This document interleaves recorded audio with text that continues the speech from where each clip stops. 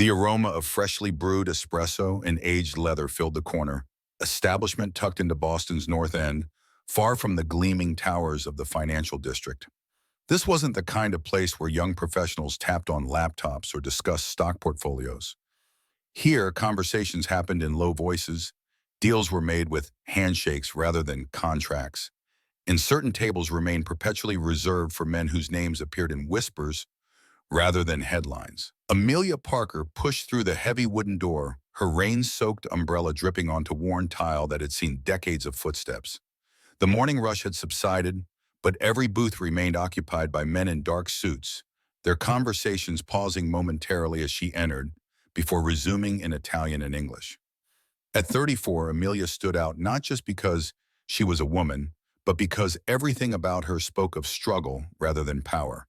Her slightly wrinkled blouse, practical flats, the determined set of her jaw that came from 3 years of juggling part-time jobs while completing her business degree online. Just 15 minutes, she whispered to herself, checking her watch. 15 precious minutes to review presentation notes before the interview that could change everything for her and her 7-year-old daughter, Bella. Rain drummed against the window as Amelia scanned the dimly lit space for any available seat.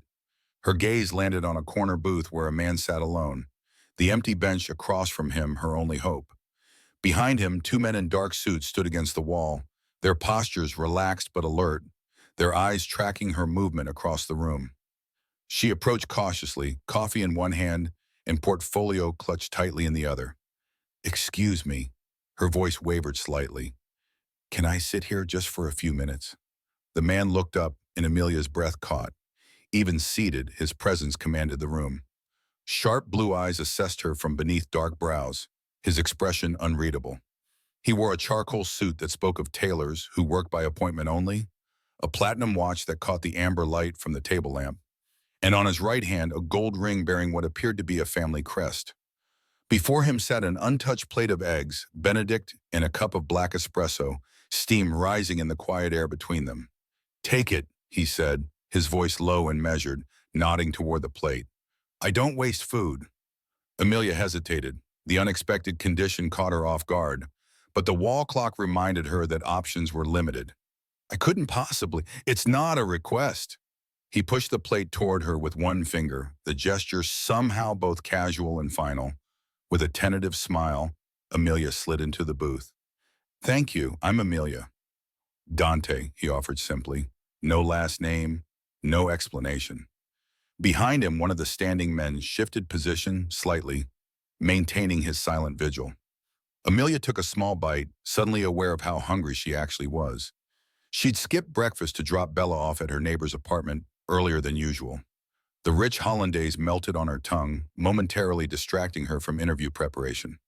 She noticed the way the other patrons glanced toward this booth, the deference in their brief nods before looking away. "Important meeting?" Dante asked, gesturing to the portfolio she'd placed carefully on the dry edge of the table. "Job interview," she admitted, "at Salvatore Holdings." Something flickered across his face, surprise, perhaps curiosity. "Competitive place." "I know," Amelia said, taking another bite to calm her nerves. "But their family-friendly policies are unmatched, and they actually promote from within. I need something stable for my daughter." Dante's expression shifted almost imperceptibly. "Single parent?" Amelia nodded, accustomed to the question. For the past 5 years, her father decided fatherhood wasn't in his 5-year plan. She immediately regretted the bitter edge in her voice. "Sorry, oversharing with strangers isn't usually my thing." "Sometimes strangers are safer," Dante replied, his fingers tracing the rim of his espresso cup. "What position?" "Marketing coordinator," Amelia said, flipping open her portfolio to show him a presentation deck. "I've been freelancing while finishing my degree, but with Bella starting second grade, we need something more predictable." Dante leaned forward, studying the pages with unexpected intensity. The movement brought with it the scent of expensive cologne, old wood, and something else. Cigar smoke, perhaps. "Your approach is different." Amelia felt a flush of pride mixed with uncertainty. "Too risky?" "Bold." He met her eyes. "Risk is calculated. This is vision." The rain outside intensified, creating a steady rhythm against the windows. For the next 10 minutes, Dante asked surprisingly incisive questions about her marketing strategies, challenging certain aspects with the kind of knowledge that suggested he understood business at levels she was only beginning to grasp. His questions weren't theoretical. They were tactical, practical, the kind someone asked when they actually made decisions that mattered. You seem to know a lot about marketing for someone having breakfast alone, Amelia remarked, gathering her materials as the time for her interview approached. Dante's mouth curved into a half smile. I have interests, different kinds. Well, thank you for the breakfast and the practice session, Amelia said, rising from the booth, and for sharing your table. Amelia, the way he said her name made her pause. His eyes held hers for a moment longer than necessary. Walk in like you own the room. They'll feel it. With renewed confidence, Amelia stepped back into the rain, hurrying 3 blocks to the imposing Salvatore Holdings building. Unlike the glass and steel towers surrounding it, this structure was older, built from stone and dark brick, with narrow windows and an entrance that suggested permanence rather than innovation. By the time she reached the marble lobby, her shoes were soaked, but her mind was sharp and focused. The receptionist, a woman with silver hair and knowing eyes, directed her to the 5th floor. Mr. Salvatore likes the old building, she said with a slight smile. Says modern places have no memory. Patricia Hughes, head of human resources, greeted Amelia with a practiced smile in a corridor lit by wall sconces rather than fluorescent lights. Miss Parker, right this way. The team is looking forward to meeting you.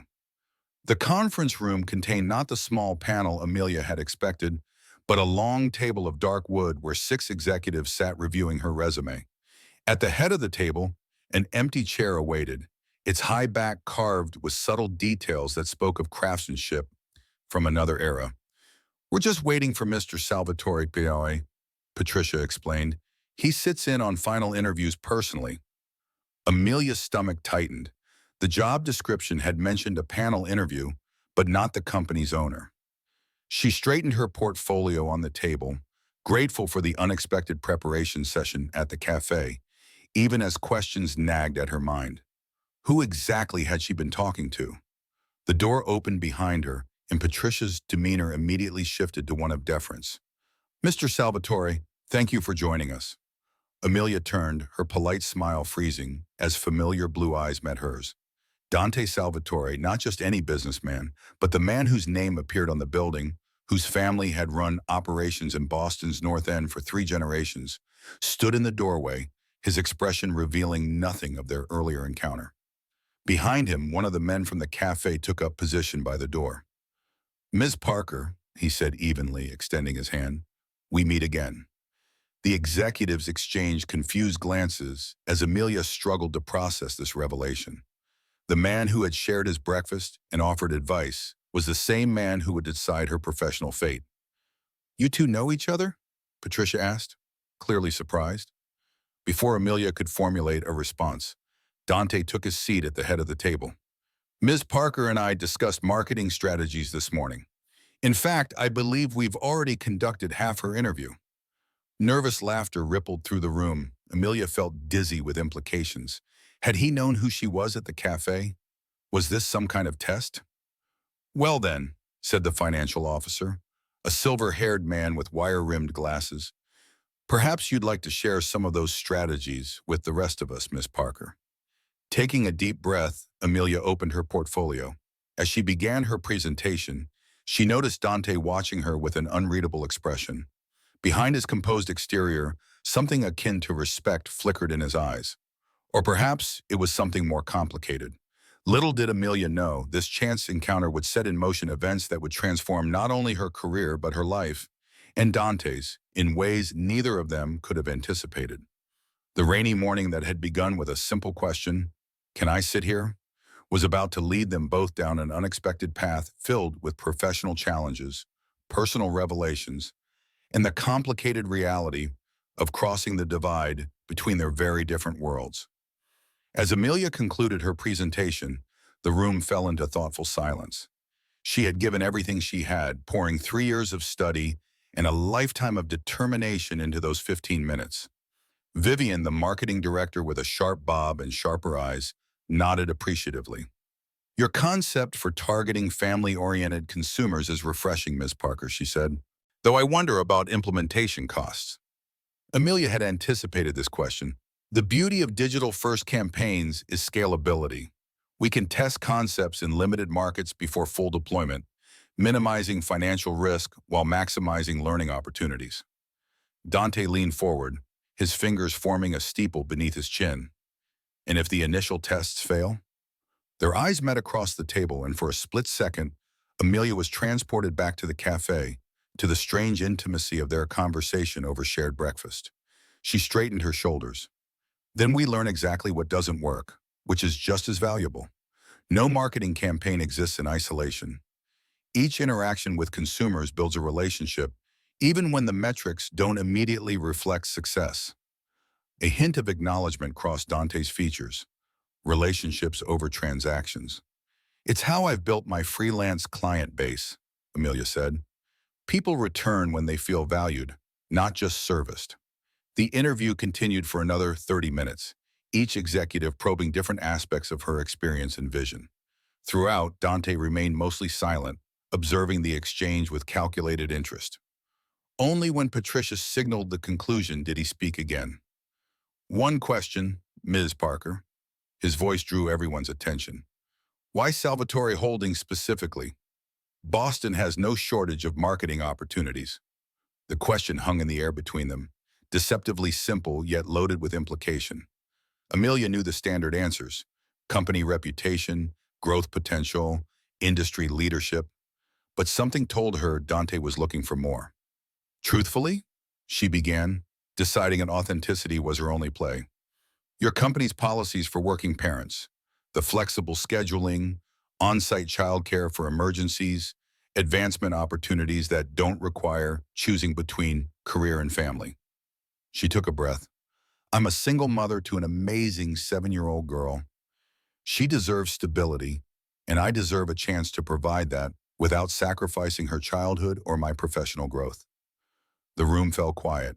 Patricia's expression softened, almost imperceptibly, while Vivian exchanged a glance with the financial officer. Dante's face remained unreadable, though something flickered behind his eyes. Thank you for your candor, Miss Parker, he said finally. Patricia will be in touch by end of week. With that, the interview concluded. Amelia shook hands with each executive, saving Dante for last. His grip was firm, professional, no hint of their earlier connection visible in his expression. Mr. Salvatore, she said, meeting his gaze directly. Miss Parker. A pause, almost imperceptible. Good luck. Outside, the rain had stopped, though dark clouds still hung heavy over the city. Amelia stepped onto the sidewalk, emotions swirling. Had she been too honest? Too bold? The fact that she'd unknowingly shared breakfast with the owner of Salvatore Holdings seemed like a cosmic joke, though whether at her expense remained to be seen. Her phone buzzed with a text from Mrs. Gonzalez, her elderly neighbor. Bella doing homework. How did interview go? Amelia typed back. Finished? Complicated? Tell you later. Complicated didn't begin to cover it. As she waited for the bus that would take her back to their small apartment in Dorchester, Amelia couldn't shake the feeling that regardless of the outcome, something significant had shifted in her life's trajectory. For better or worse remained to be determined. What she couldn't know was that across town, Dante Salvatore sat in his corner office, the room dark except for a single desk lamp, staring out at the same cloudy skyline. He turned a gold lighter between his fingers, a habit from years of thinking through difficult decisions, his thoughts occupied with their chance encounter and the unexpected direction his carefully ordered day had taken. 3 days later, Amelia stared at the email on her phone, reading it for the 4th time to ensure she hadn't misunderstood. Dear Ms. Parker, we are pleased to offer you the position of Senior Marketing Coordinator at Salvatore Holdings, effective immediately. This represents an advancement from the original position discussed, reflecting our confidence in your capabilities as demonstrated in your interview. Please report to HR on Monday at 9 a.m. to complete necessary paperwork. Regards, Patricia Hughes, Head of Human Resources. Senior Marketing Coordinator, Amelia whispered, sinking onto the worn couch in her small living room. The position was 2 levels above what she'd applied for, with a salary that would completely transform their financial situation. "Mom, did you hear me?" Bella stood before her in mismatched pajamas, her dark curls wild from sleep, clutching her favorite stuffed rabbit. "I said I'm hungry." "Sorry, sweetie," Amelia said, setting down her phone and pulling her daughter into a hug. "Guess what? Mom got the job." "The one with the big building?" Bella asked, her brown eyes, so like Amelia's own, widening. "That's the one, and it means no more rushing between different jobs. I'll be home for dinner almost every night." Bella's face lit up with a smile that made every struggle of the past 5 years worthwhile. "Can we have pancakes to celebrate?" "Absolutely," Amelia laughed, heading to the kitchen. As she mixed batter and heated the griddle, her mind raced with possibilities. The senior position meant they could finally move out of their one-bedroom apartment. Bella could have her own room, maybe even space for a desk where she could do homework without sitting on her bed. Yet beneath the excitement lurked uncertainty. Why had Dante Salvatore upgraded her position? Was it genuine recognition of her abilities? Or did he feel some obligation after their chance meeting?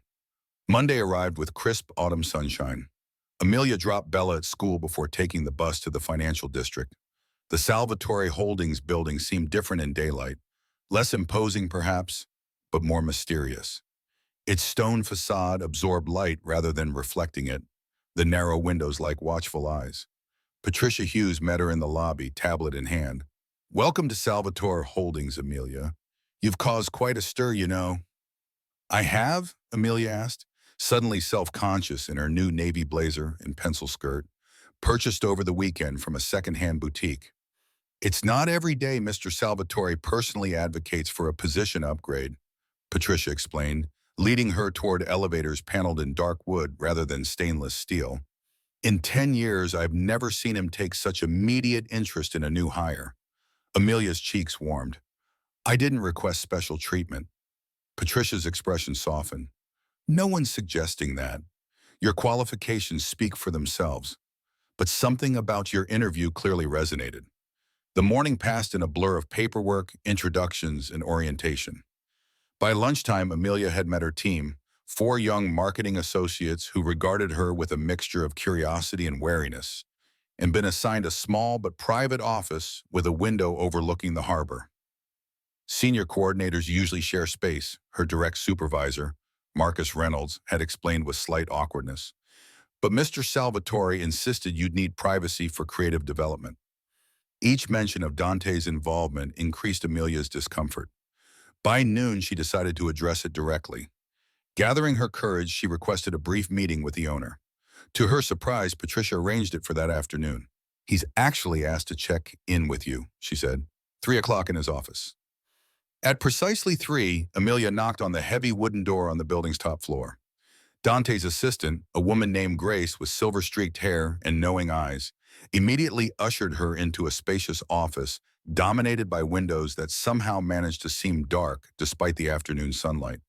The walls were paneled in aged wood, the furniture heavy and substantial, a far cry from the minimalist corporate aesthetic of modern offices. Dante stood as she entered, setting aside a leather portfolio. Gone was the slight informality of the cafe. Here he was, every inch the powerful figure whose words shaped lives and businesses. Yet something in his eyes remained the same, that sharp intelligence, that careful assessment. "Miss Parker," he greeted her, gesturing to a chair across from his desk. "How's your first day progressing?" "That's actually what I wanted to discuss," Amelia said, declining to sit. "While I'm grateful for the opportunity, I'm concerned about the circumstances of my hiring." Dante's expression remained neutral. "You're qualified for the position." "For the original position I applied for, yes," Amelia countered. "But senior coordinator, with a private office and special attention from the owner? People talk, Mr. Salvatore. I don't want to begin my career here under a cloud of suspicion." A moment of silence stretched between them. Outside the windows, a gull soared past, momentarily distracting Amelia with the vertiginous height.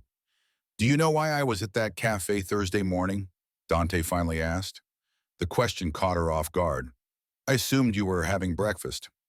"I was avoiding a meeting," he admitted. "Business that required my attention, but not my presence. I was postponing the inevitable." His fingers found the gold lighter on his desk. turning it slowly. Then you approached my table, drenched from rain, clearly stressed, yet direct. You asked for what you needed. He straightened, meeting her gaze directly. When I made my condition about the food, you adapted. Most importantly, when you spoke about marketing, your entire demeanor transformed. You weren't reciting theories. You were articulating vision. Dante moved to stand beside the window, his silhouette dark against the light. I've built what I have by recognizing talent and potential, Miss Parker. You have both. The position upgrade wasn't charity or special treatment. It was calculated self-interest. Salvatore needs people who see beyond conventional approaches. Amelia processed his words, some of her tension easing. Still, the perception will fade when your results speak for themselves, he interrupted, his voice carrying quiet authority. I'm not concerned with office gossip. Neither should you be. His confidence was both reassuring and intimidating. Thank you for the clarification. Now, Dante said, his tone shifting to business. Your first assignment. Vivian tells me our family products division has been underperforming. I want fresh eyes on their strategy. The abrupt transition to work caught Amelia off guard, but she welcomed the chance to prove herself through action rather than words. I'll need access to their previous campaign data. You'll have everything required, Dante assured her. Report directly to me on this one. As Amelia turned to leave, a silver-framed photograph on a side table caught her attention. It showed a younger Dante with an older man who shared his features, both in work clothes rather than suits, standing before what appeared to be a small restaurant. My father, Dante said, noting her gaze. He started with one restaurant in the North End, passed away last spring. The unexpected personal detail revealed a glimpse of the man behind the careful control. I'm sorry for your loss. Dante nodded once, his expression momentarily unguarded. He would have liked your marketing approach. He always said business was about people first, profit second. The moment of connection passed quickly as Grace appeared at the door, reminding him of his next appointment. As Amelia walked back to her office, she felt more grounded. The job was real, earned through merit, not charity. Now she needed to prove Dante's faith warranted. Over the following weeks, Amelia threw herself into the family products project. Her days fell into a challenging but rewarding rhythm. Mornings organizing marketing data, afternoons collaborating with product developers, evenings with Bella. With her first paycheck, she secured a 2-bedroom apartment closer to Bella's school, transforming their lives in tangible ways. Her relationship with Dante remained strictly professional, their interactions limited to weekly progress reports and occasional strategic discussions. Yet Amelia couldn't help noticing subtle shifts in his demeanor when they worked together. A relaxing of his formal facade, moments of unexpected insight, a willingness to consider unconventional ideas that suggested he valued her perspective beyond mere courtesy. What she didn't know was how often Dante found himself thinking about their conversations, impressed not just by her marketing instincts, but by her unwavering priority, creating a stable life for her daughter. In his world of calculated moves and strategic alliances, such straightforward purpose was refreshingly genuine. The winter gathering for Salvatore Holdings' top clients and key personnel had been marked on the company calendar for months. Held in the private dining rooms above Salvatore's, the family's flagship restaurant in the North End, it represented not just a celebration of the year's achievements, but a strategic networking opportunity. For Amelia, now 3 months into her role, it was her first major corporate social event, a fact that filled her with equal parts excitement and dread. You have to go, insisted Vivian during their weekly department lunch. It's career suicide to skip the winter gathering. I know, Amelia sighed, pushing salad around her plate. But the babysitter I usually rely on is visiting family for the holidays, and Bella's too young to stay alone. Marcus, who had gradually warmed to Amelia as her family products campaign gained traction, offered a solution. Bring her. There's no official rule against it, and several executives bring their children. The restaurant has private rooms upstairs. She'll love it. The suggestion surprised Amelia. Is that appropriate? Technically, yes, Vivian confirmed, though usually it's senior staff children, not coordinators. That afternoon, reviewing quarterly projections in her office, Amelia was startled by a knock. Dante stood in her doorway, leather portfolio in hand, looking as impeccably composed as always. "Your numbers for the home comfort line are impressive," he said without preamble, stepping inside. 15% growth in a traditionally flat fourth quarter. Amelia straightened, professional pride momentarily overriding her gathering concerns. The product was solid, it just needed marketing that spoke to actual families rather than idealized ones. Dante nodded, studying a graph. "The authenticity angle is working. The question is whether we can sustain this momentum through spring." "I've drafted a comprehensive 2-year strategy," Amelia offered, pulling up the document on her computer. "Would you like to review it now?" For the next 30 minutes, they discussed market trends and consumer psychology, falling into the easy rhythm they developed during working sessions. Dante asked incisive questions that pushed Amelia's thinking further, while she challenged some of his more traditional assumptions about family purchasing patterns. "You've brought valuable perspective to the team," Dante acknowledged as their meeting concluded. He paused, seeming to debate something internally before adding, "Will you be attending the winter gathering?" The question caught Amelia off guard. "I'm hoping to. I'm working on childcare arrangements." Something flickered across Dante's face, understanding perhaps. "Bring her." "Are you sure?" Vivian mentioned. "It's settled," Dante interrupted with finality that brooked no argument. "I'll inform the staff to expect both of you." After he left, Amelia sat in stunned silence. Dante Salvatore had just personally approved her bringing Bella to the company's most prestigious annual event. The gesture was thoughtful, yet it reignited her concerns about special treatment. That evening, while helping Bella with homework at their kitchen table, Amelia broached the subject.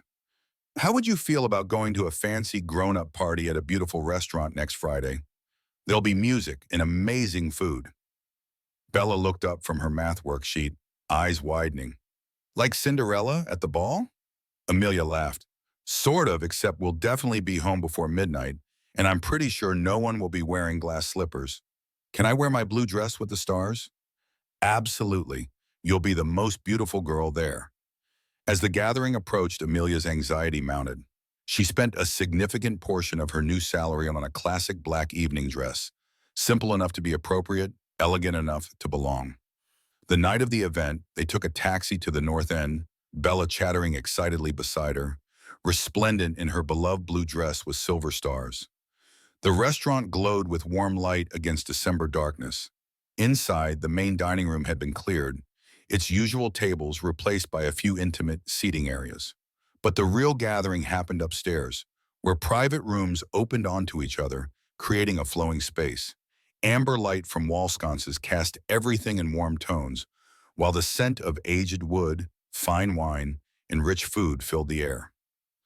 Classical Italian music drifted through the rooms, played by a small ensemble in one corner. Executives in dark suits and elegant dresses mingled with top clients, wine glasses in hand, their conversations punctuated by laughter and the clink of crystal. This was Dante's world, Amelia realized. Not the sterile corporate environment she'd imagined, but something older, more grounded in tradition and family. "It's like a castle," Bella whispered, gripping Amelia's hand tightly as they checked in with Grace. "Ms. Parker," Grace greeted her with a knowing smile. "Mr. Salvatore mentioned you'd have a guest. We've arranged a special room for the few children attending. Art supplies and appropriate refreshments." Relief washed over Amelia. "That's wonderful, thank you." Once Bella was happily settled among colorful markers and child-friendly hors d'oeuvres, under the watchful eye of a hired caretaker, Amelia navigated the sophisticated crowd. She recognized board members from her interview and key clients from files she'd studied, exchanging pleasantries and business insights. "You've made quite the impression," Patricia commented, appearing beside her with 2 glasses of wine. "Your family product strategy is the talk of the executive floor." "That's gratifying to hear," Amelia replied, accepting the offered glass. Patricia glanced toward the children's room where Bella was concentrating on a drawing. "Your daughter seems lovely." "She's my world," Amelia said simply. "Everything I do at Salvatore is ultimately for her future." "A powerful motivation," came a familiar voice from behind them. Dante approached, impeccable in a tailored tuxedo that somehow made him seem even more formidable. The sight of him outside their usual office context did something to Amelia's carefully maintained composure. "Good evening, Patricia." Amelia. The use of her first name, a rare occurrence in their professional interactions, did not go unnoticed by Patricia, whose eyebrows rose slightly. "I'll leave you two to discuss the home comfort's success," she said, excusing herself with a knowing smile that made Amelia uncomfortable. "Your daughter seems to be enjoying herself," Dante observed, nodding toward Bella. "She is. Thank you for making it possible for her to come," Amelia said.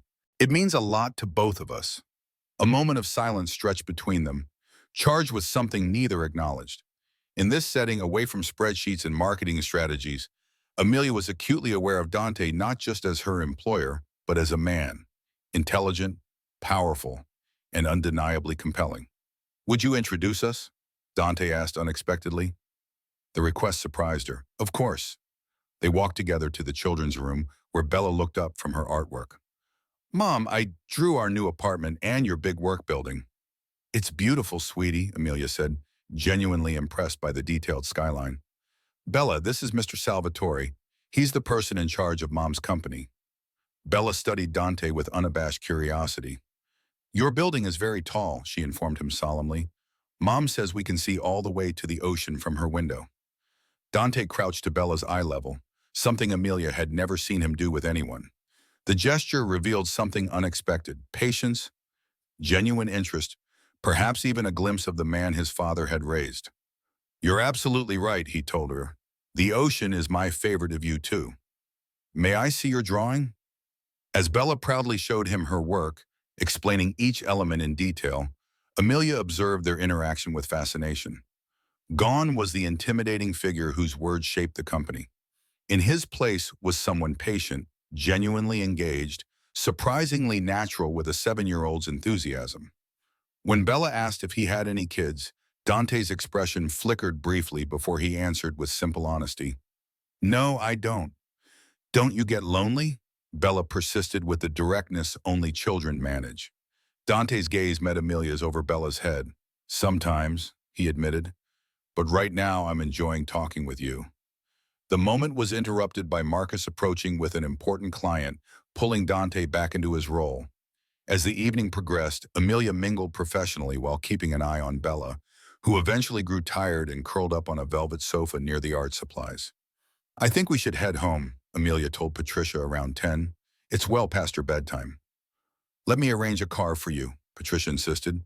As Amelia gathered their belongings and a sleepy Bella, Dante appeared once more. "Leaving already?" "Past someone's bedtime," Amelia explained, as Bella leaned heavily against her. Dante nodded. "Enzo will take you home," black Maserati outside. Before Amelia could protest the special treatment, Bella yawned dramatically, settling the matter. "Thank you," she said instead. "The evening was lovely."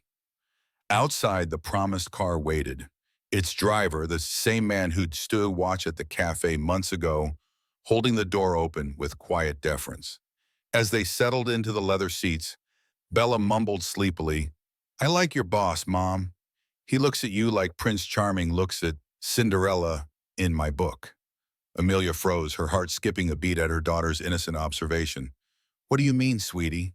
But Bella had already drifted to sleep, leaving Amelia alone with troubling thoughts as the car glided through Boston's nighttime streets. What she couldn't know was that across town, Dante sat in the now quiet restaurant, a glass of aged whiskey in hand, thinking of a drawing by a 7-year-old girl and her mother's determined journey to create a stability from chaos. A stark contrast to his own meticulously controlled but increasingly empty-feeling existence. A sharp knock on Amelia's office door broke her concentration. February sunshine streamed through her window, illuminating spreadsheets scattered across her desk, the remnants of a productive morning analyzing latest home comfort campaign results. "Come in," she called, expecting Marcus or one of her team members. Instead, Patricia entered, her typically composed expression unusually grave. "Do you have a moment?" she asked, closing the door firmly behind her. "Of course," Amelia replied, instantly alert. "Is everything all right?" Patricia took a seat, smoothing her skirt. "There have been concerns raised by certain board members about your relationship with Dante." Amelia stiffened. My professional relationship with Mr. Salvatore is entirely appropriate. Perhaps, Patricia acknowledged, but perception matters in corporate settings. Your rapid promotion, private office, direct reporting line for special projects, his personal attention at the gathering, these things have been noticed. Heat crept into Amelia's cheeks. I've worked incredibly hard. Our family products division has seen unprecedented growth under my marketing strategy. No one questions your competence, Patricia assured her. Your results speak for themselves. It's the appearance of favoritism that's causing whispers. Whispers? Amelia echoed, her stomach sinking. Patricia's expression softened slightly. Richard Blackwell, our CFO, has suggested restructuring the marketing department. Under his proposal, your position would be absorbed into a team reporting directly to Vivian, removing your direct line to Dante. The implications were clear, a demotion disguised as reorganization. After everything she'd built over the past 5 months, after all the late nights and innovative strategies that had genuinely benefited Salvatore Holdings, she was being sidelined because of unfounded gossip. This is ridiculous, Amelia said, struggling to keep her voice level. Has Mr. Salvatore approved this restructuring? He's been handling business in Sicily, Patricia reminded her. Family matters. The board meets tomorrow morning to finalize quarterly strategies, including department structures. Richard plans to present his proposal then. After Patricia left, Amelia sat motionless, processing this threat to everything she'd built. Her mind raced through options. She could approach Dante directly, but that might simply reinforce perceptions of special treatment. She could confront Richard, but without allies on the board, she had little leverage. Her gaze fell on the framed photo of Bella on her desk, taken on moving day at their new apartment, her daughter's smile radiant with hope for their fresh start. Everything Amelia had done was for that smile, for the stability and opportunities she'd promised to provide. With sudden clarity, Amelia knew what she needed to do. She wouldn't fight dirty or plead for protection. Instead, she would let her work speak for itself, loudly and definitively. She spent the remainder of the day gathering data, compiling results, and preparing a comprehensive presentation of her contributions to Salvatore Holdings. By midnight, she had assembled irrefutable evidence of her value, not as someone's favorite, but as a marketing strategist whose vision had tangibly improved the company's bottom line. The next morning, Amelia arrived early, her presentation loaded on a tablet and newfound determination stealing her nerves. When the board meeting was scheduled to begin, she stationed herself outside the conference room. One by one, board members arrived, some offering polite nods, others regarding her with curious glances. Richard Blackwell was among the last, his silver hair immaculately styled, his expression faltering slightly at the sight of her. "Ms. Parker," he acknowledged coolly, "this is a closed meeting." "I'm aware, Mr. Blackwell," Amelia replied calmly. "I'm hoping for 5 minutes to address the board before you discuss department restructuring." His eyes narrowed. Patricia shouldn't have. "No one betrayed confidences," Amelia interrupted. "But Salvatore prides itself on transparency and merit-based advancement. I believe I've earned the right to present my case." Before Richard could respond, a familiar voice spoke from behind them. "I'd be interested in hearing what Ms. Parker has to say." Dante Salvatore approached, having just returned from his international trip. Though he must have been exhausted from travel, his appearance was impeccable as always, his expression revealing nothing about finding Amelia outside the boardroom. Richard's demeanor instantly shifted. "Dante, we weren't expecting you until this afternoon." "Sicily was productive," Dante replied briefly, his gaze moving to Amelia. "What case are you presenting, Ms. Parker?" Meeting his eyes directly, Amelia answered with professional confidence. "A data-driven assessment of my contributions to Salvatore Holdings, relevant to discussions about marketing department structure." Something flickered across Dante's face. Surprise. Perhaps respect. Without further comment, he opened the boardroom door, gesturing for her to enter ahead of him. The next 5 minutes would change everything. Standing before the board, 12 influential figures who controlled her professional fate, Amelia delivered the most important presentation of her career. She presented growth figures, customer acquisition costs, retention statistics, and market penetration data. She demonstrated how her strategies had revitalized stagnant product lines and reached previously untapped demographics. In conclusion, she stated, her voice steady despite her racing heart, I respectfully suggest that restructuring successful operations without substantive business rationale represents poor management practice. If concerns about my reporting relationship exist, I'm happy to report through standard departmental channels. But I ask to be judged on merit and results, not perceptions or politics. A profound silence followed her presentation. Board members exchanged glances while Richard studied his folded hands.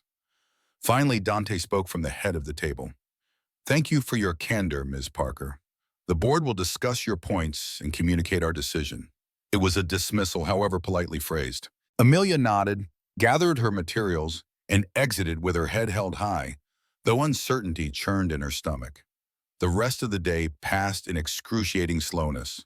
Amelia focused on routine tasks, avoiding speculation with colleagues about her fate. When 5 o'clock arrived with no word from the boardroom, she packed her belongings, including Bella's photo, uncertain whether she'd be returning to this office tomorrow. As she waited for the elevator, Grace approached. Mr. Salvatore would like to see you before you leave, she said quietly. The executive floor was nearly deserted as Grace led her to Dante's office. Inside, he stood at the window, silhouetted against the darkening Boston skyline. He turned as she entered, his expression unreadable. Your presentation was impressive, he said without preamble. Thank you, Amelia replied, maintaining her professional demeanor despite her uncertainty. The board voted unanimously against restructuring marketing. Relief washed through her, though she kept her composure. I appreciate their consideration of the data. It wasn't just the data, Dante said, moving away from the window. It was your courage in defending your work. Not many employees would have risked confronting the entire board. I believe in standing up for what I've earned, Amelia said simply. Dante studied her for a long moment. That's precisely why I offered you that breakfast, Amelia. Not because of chance or some personal interest, but because you demonstrate conviction alongside competence. Salvatore needs people like that. The sincerity in his voice was unmistakable, and Amelia felt tension she'd carried for months finally beginning to dissolve. There is, however, one significant change to your position, Dante continued. Her guard instantly rose again. What change? The board has approved creating a new division, Family-Centered Innovation, with you as executive director, reporting directly to me, but with full departmental autonomy. Your success with home comfort demonstrated potential beyond traditional marketing structures. Amelia stared at him, processing this unexpected development. That's a significant promotion. One earned entirely on merit, Dante emphasized, detailed in the data you so effectively presented today. As the implications settled, a different kind of tension emerged between them. The unacknowledged personal connection that had developed alongside their professional relationship. In the quiet of his office, without pretense or corporate politics, they stood simply as a man and woman whose lives had intersected in unexpected ways. There's something else I need to address, Dante said, his tone shifting slightly. Something personal. Amelia held her breath, uncertain where this was leading. I've maintained professional boundaries because of our workplace relationship, he continued. But after today's board meeting, Richard suggested my defense of your position might stem from personal interest. A slight smile touched his lips. For once, Richard wasn't entirely wrong. The admission hung in the air between them, honest, vulnerable, completely unlike the controlled figure she'd grown accustomed to. I respect your intelligence, your determination, your integrity, Dante said quietly. I've valued every conversation we've had, professional or otherwise. And yes, I find myself thinking about you beyond work contexts. Amelia's heart raced. I'm not asking for anything, Bamal, he interrupted gently. Your career and your daughter's stability come first, as they should. I simply wanted honesty about my feelings, while assuring you that your professional advancement has always been based solely on merit. The sincerity in his eyes made something shift in Amelia's carefully constructed defenses. For years, she'd focused exclusively on survival and stability, putting aside any thought of personal happiness. Standing before Dante now, she realized how much she'd come to respect and, yes, care for him beyond their professional relationship. Bella asked me last week why you never come to dinner at our apartment, Amelia said softly. Apparently you look at me like Prince Charming, and princes are supposed to visit princesses. Dante's expression transformed with surprised delight. Observant child. She gets that from me, Amelia replied with a smile, along with being cautious about fairy tales. I'm not offering a fairy tale, Dante said, moving closer. Just dinner, perhaps. Outside the office, away from Salvatore politics. A chance to know each other, simply as Amelia and Dante. The proposal was modest, reasonable, a beginning rather than a happily ever after. After years of putting dreams aside for practicality, Amelia found herself ready to take a chance on possibility. I think, she said, meeting his gaze, Bella would approve of dinner, as would I. Dante's smile, genuine, unguarded, transformed his face. Tomorrow evening. I know a cafe with excellent eggs Benedict. As they laughed together, Amelia realized that sometimes the most unexpected beginnings, a simple question about sharing a table on a rainy morning, could lead to the most meaningful journeys. Her path had led her not just to professional success, but to the possibility of a connection she hadn't dared hope for.